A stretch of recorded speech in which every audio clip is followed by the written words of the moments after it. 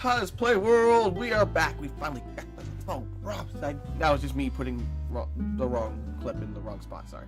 I'm terrible. I'm gonna have a extended rant on this. More details, more information at finalcosmiccore.com for all our wonderful supporters. Thank you. You allow us to do all of this awesomeness.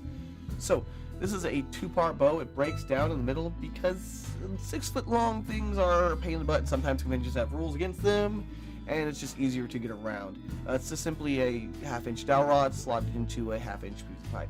And we got a few other pieces of pipe here, and it's going to follow a similar rule where you can stack them together and glue them in place, and they hold together.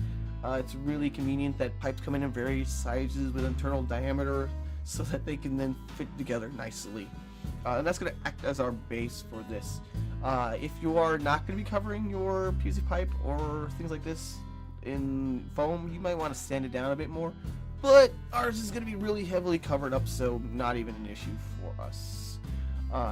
The pedals and flame bits that stick off the prop are going to be done in the L200 EVA foam, and it's going to be white because white's easier to paint. I got white and black and gray. If I had colors, that'd be awesome, because one thing I want to have happen is that if there's con damage and paint chips off or something like that, the material underneath is the same color or close to the same color, so that it's not super apparent, and the repairs are a little easier to do. And that's why we're going to do all the detailing in the green and red craft foam, so that when we get scratches and things and dings, it looks still pretty good.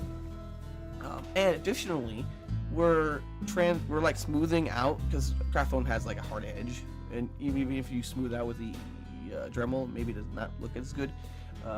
But to smooth out those edges, what we're gonna do is, and kind of meld them together, is mix a bit of food coloring and the silicone, and adding them as the coating together. So built into the kind of flexible, bouncy coating is color, and it allows it to look more evenly, and it also kind of looks pretty cool. It gives a good base to work from. It's a good ununiform texture that works really well with the both fire and wood looks here.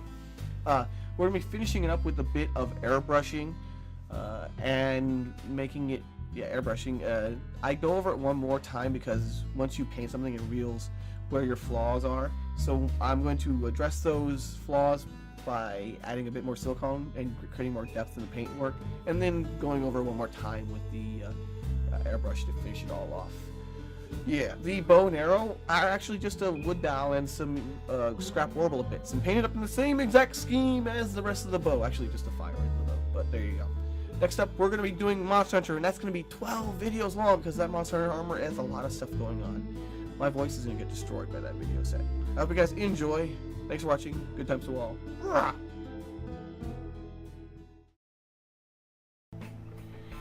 If you like this, there's actually a more in-depth version over at finalcosmiccore.com.